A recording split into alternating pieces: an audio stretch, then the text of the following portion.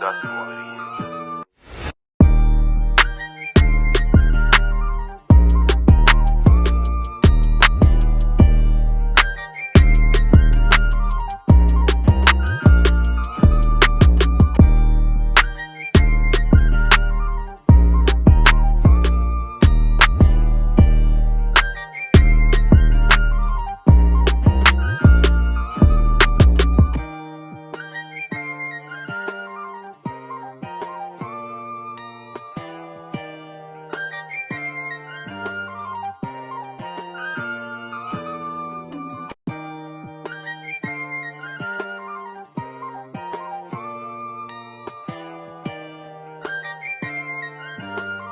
Oh shit, that's what it is.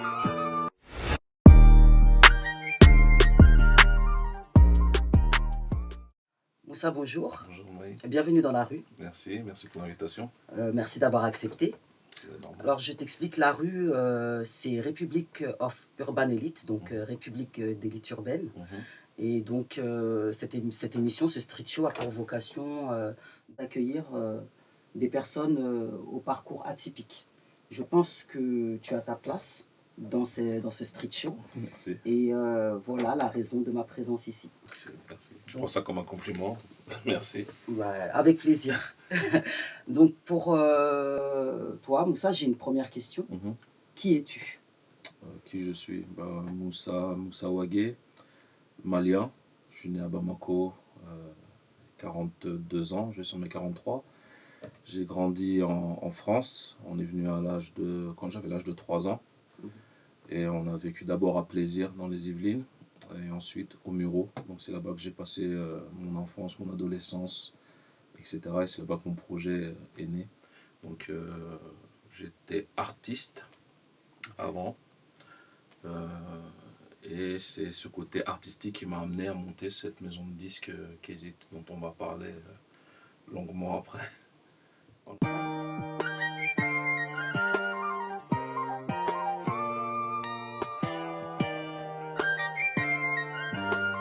Oh shit, that's what it is. Ma deuxième question pour toi, Moussa, c'est dans ton parcours, quel a été ton plus grand challenge? Plus grand challenge, je ne saurais pas dire c'est lequel le plus grand, mais on va dire que créer une société, c'est tout le temps des challenges en fait. Donc de la création jusqu'à aujourd'hui, il y a des challenges tout le temps. Et on va dire que le premier challenge que j'ai dû surmonter, c'était de faire comprendre à ma mère que je voulais faire cette activité-là. Donc ça, c'était pas simple, parce que on vient d'une famille africaine, avec tout ce qui est tradition, religion. Donc nos parents, ils sont venus pour nous faire étudier. Voilà, C'est donc ça. ils sont pas venus pour La qu'on base. rigole. Donc ils veulent qu'on étudie, qu'on soit sérieux. Et puis moi, je voulais faire du sport, ça n'a pas trop marché. Après, je me suis mis dans la musique. Et j'ai voulu m'investir à fond là-dedans. Mais bon, comment tu vas dire à tes parents que c'est bon, l'école t'en a marre, et que voilà. Donc c'était ça le plus difficile. Donc j'ai mis du temps à lui dire. Je me suis caché pendant 2 ans. J'ai arrêté d'aller à l'école, elle ne le savait pas. Et pendant 2 ans, je montais mon business. J'avais pris un local dans le quartier, où j'avais fait un studio dans un appartement. Il y avait nos bureaux. Et puis pendant ces 2 années, ma mère elle croyait que j'allais à l'école, alors qu'en fait, j'allais juste à côté en train de développer mon activité. Et c'est au bout des 2 ans, quand ça a commencé à un peu avoir d'écho dans le quartier, que les gens lui disaient « mais c'est bien ce que ton fils y fait » et tout. Et elle n'était pas au courant. Elle dit « mais qu'est-ce qu'il fait mon fils, je suis pas au courant ». C'est là qu'elle a su, un jour elle me pose la question « de quoi on parle, que tu embauches des gens, que tu as un studio ça, voilà. » Et là je lui ai avoué, j'ai dit « voilà maman, voilà, maintenant je peux te le dire, ça m'a rapporté un peu d'argent ». Donc j'avais laissé, voilà. Donc elle a bien pris, parce qu'on était déjà dans une phase où ça commençait un peu à tourner.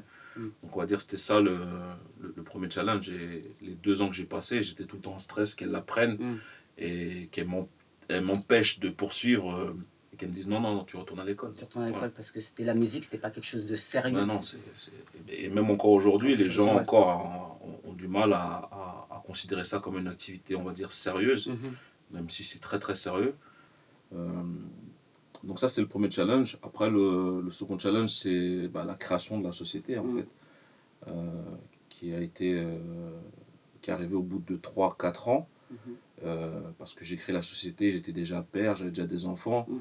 Donc ça me met une pression supplémentaire de dire attends, qu'est-ce que je fais Et tu as tout le temps ces questions qui viennent dans ta tête en se disant j'ai des enfants, est-ce que c'est pas mieux que je trouve un travail normal parce que il faut que j'arrive à subvenir à leurs besoins, est-ce que ça va marcher ce que je fais Et j'ai persévéré parce que j'y croyais et on a eu des moments très très difficiles.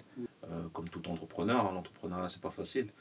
Euh, et donc ça c'était aussi un challenge voilà, de créer cette société avec toutes ces responsabilités que tu as dès le départ. Parce qu'il y en a qui attendent que ça tourne bien pour fonder leur famille, etc. Ouais. Moi, Fait 6 mois après que j'ai commencé, t'étais déjà papa.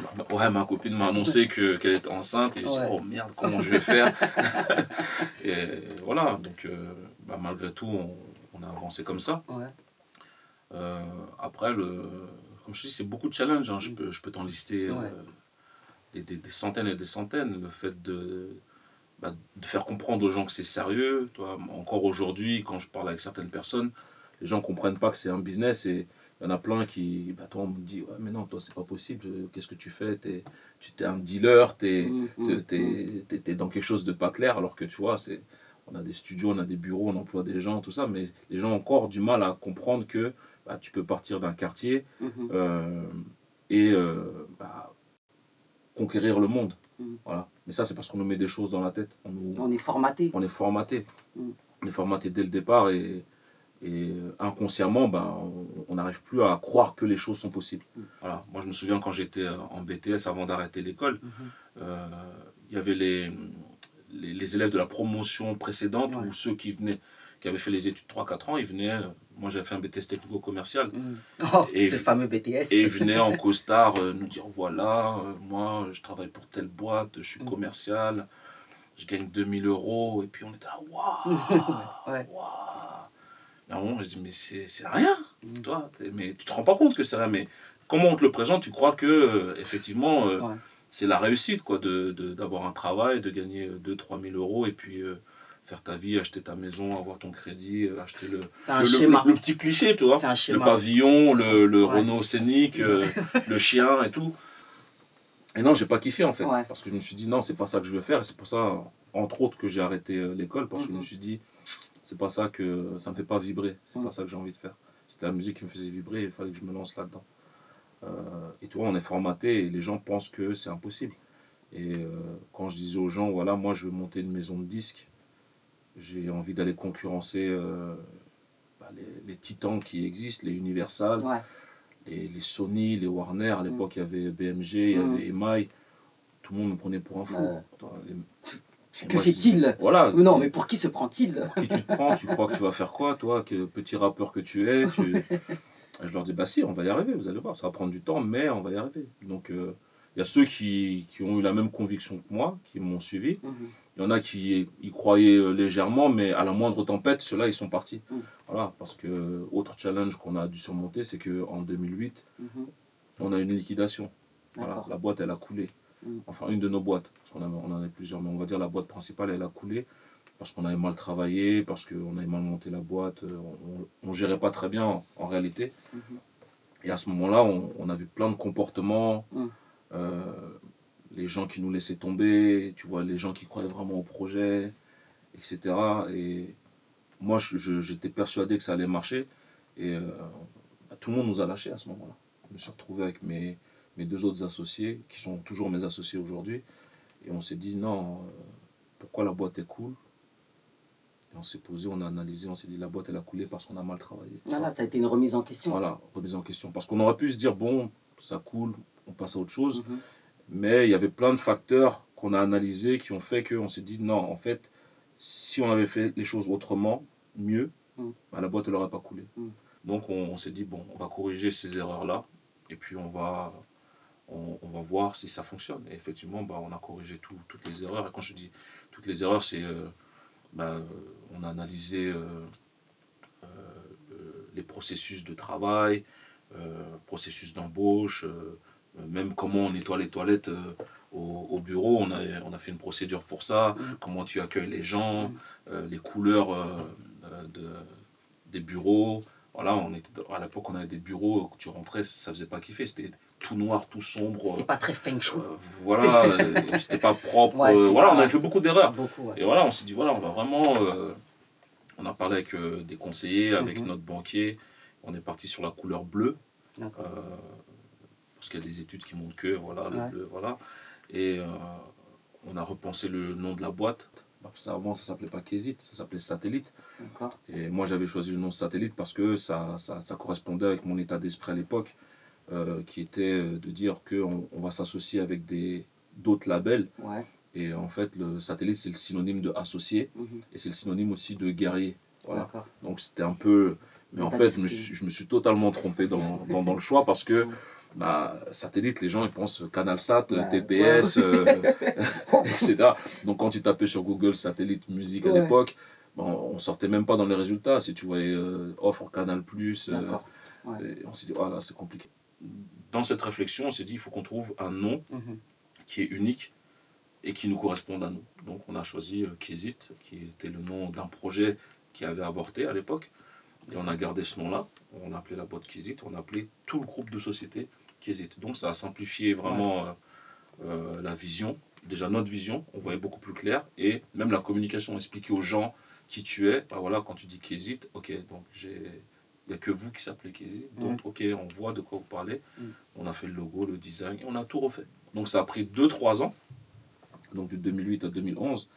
Et pendant ces 2-3 ans, il y a eu tous les changements de comportement. On s'est fait insulter de tous les noms, on nous cataloguait d'escrocs, etc., etc. Donc 2-3 ans très difficiles, mais nous on restait focus sur notre objectif en disant on sait ce qu'on veut faire, on sait où on veut aller. Va venir un moment où les gens vont comprendre. Voilà. Laissons passer la tempête et on avance. Donc c'était une grosse tempête, mais on l'a surmontée et c'est depuis que cette tempête est passée et que on a pu vraiment lancer Kézit dans la forme qu'on l'avait imaginé, que les gens en entendent parler, voilà. Parce que les gens pensent que c'est récent, Ouais. mais en Alors fait que non, ça fait longtemps. ça fait 20 ans qu'on est là.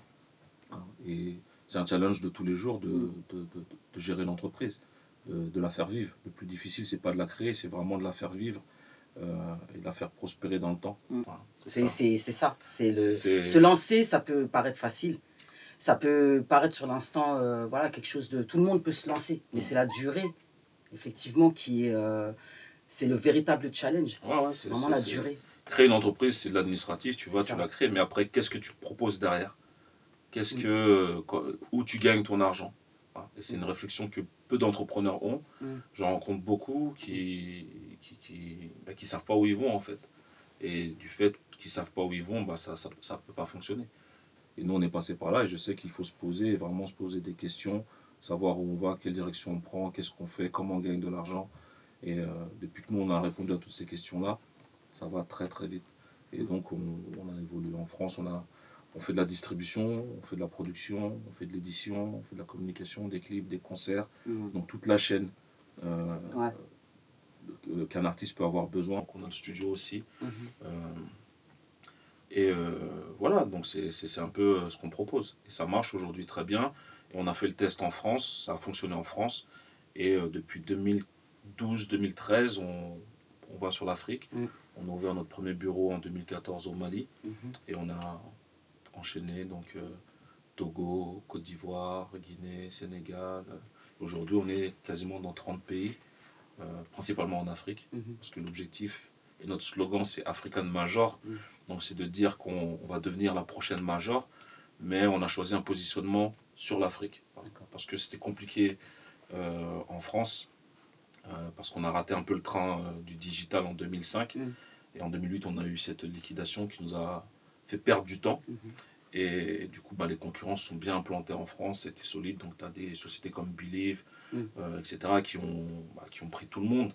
Et nous, on est arrivé un peu derrière, donc il fallait qu'on trouve notre positionnement. Donc on s'est dit, au lieu d'aller frontalement en France, où il y a tous ces concurrents qui sont bien implantés, allons dans des territoires où ils ne sont pas, ou très peu, et devenons numéro 1 là-bas. Donc ça nous a amené en Afrique. Et ce qui s'est passé, c'est que l'Afrique, ça matche totalement avec la taille de notre entreprise, ce qu'on propose, les artistes en ont besoin, et c'est à notre portée. Voilà. Donc on est parti, Mali... En quelques mois, on est devenu numéro 1 en Mali. En quelques mois, au Sénégal, on a ramassé beaucoup d'artistes, pareil en Guinée, etc. Et puis ça se passe très très bien aujourd'hui, Dieu merci. C'est très bien.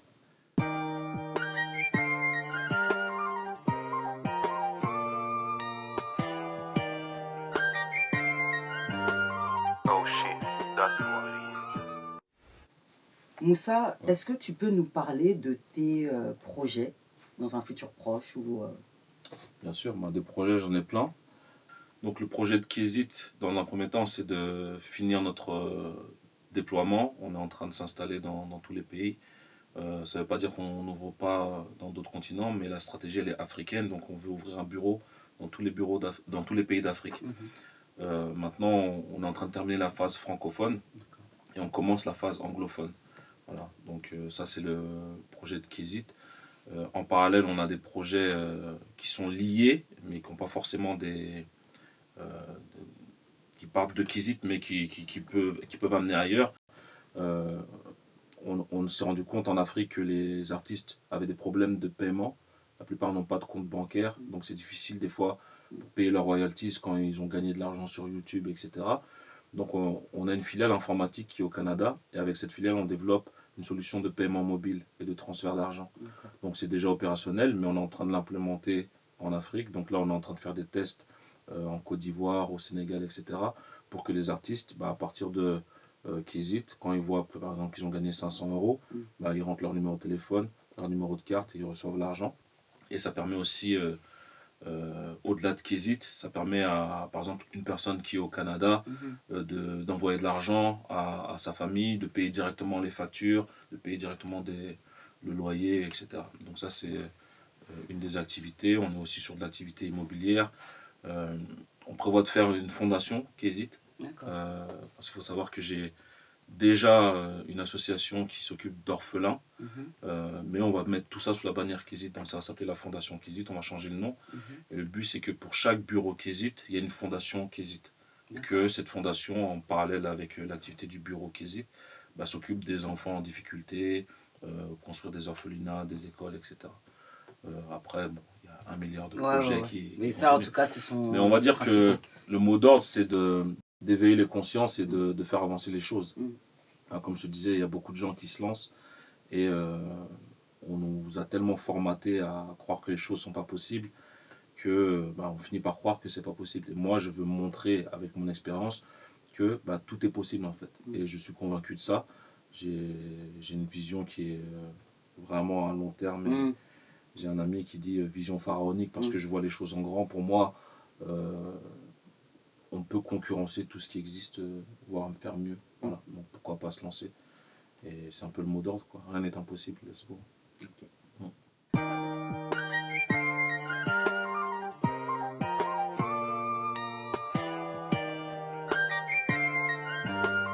Oh shit, that's what it is. Ma dernière question pour toi, Moussa, c'est que t'évoque la rue? Que m'évoque la rue? En venant des Mureaux, forcément, on pense à la rue. Ça m'évoque avant tout l'amitié, la fraternité. C'est là-bas qu'on a fait nos premières rencontres avec nos amis, les premiers délires, etc. Après, la rue, on va dire, c'est à double tranchant. Voilà. Il peut y avoir du positif comme du négatif. Et on doit s'efforcer de faire émerger le côté positif de la rue. Voilà. Pour ne pas se laisser entraîner par l'aspect négatif que ça peut avoir sur nos jeunes, sur nos amis. On a tous des histoires dramatiques qui nous sont arrivées. Et justement, moi je veux... parce qu'on manque d'exemples en fait. On manque d'exemples, on manque de personnes qui ont réussi autrement qu'en faisant des choses illégales, illicites. Donc c'est aussi pour ça qu'on prépare un reportage sur Kézit. Mais ce ne sera pas vraiment un reportage orienté musique en réalité. On va le présenter comme ça, mais le but de ce reportage, c'est je veux que le petit qui est au quartier, qui va le regarder, il va se dire, ah ouais, il y avait un gars qui faisait exactement comme moi, il est parti du quartier, et regarde aujourd'hui où il est arrivé. Bon, je ne sais pas où je serai arrivé quand ça va sortir, mais voilà, qu'il soit motivé et qu'il se dise, voilà, on peut le faire. Voilà, c'est ça le truc. La rue, positif, si on sait y faire. Ok. Merci beaucoup. Merci à vous.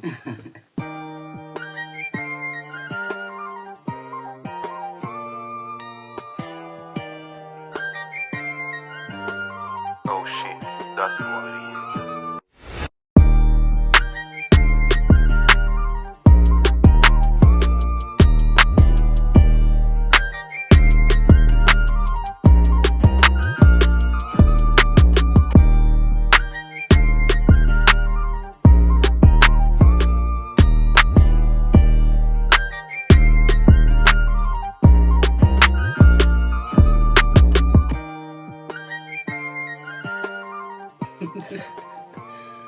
Moussa, bonjour. Bonjour Marie.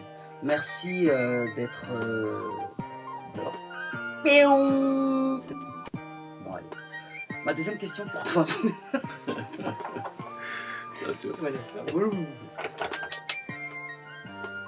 Oh Purée. shit. C'est toi qui me trouble là. Oh Qu'est-ce non, que j'ai non, t'as rien fait, mais c'est impressionnant. Eh ben dis donc, au montage, ça va être quelque chose. Ouais, faut me cadrer hein, parce que. Là où j'en suis. Non mais j'essayais de faire. Ouais, Mais bah, ça va se ouais. voir.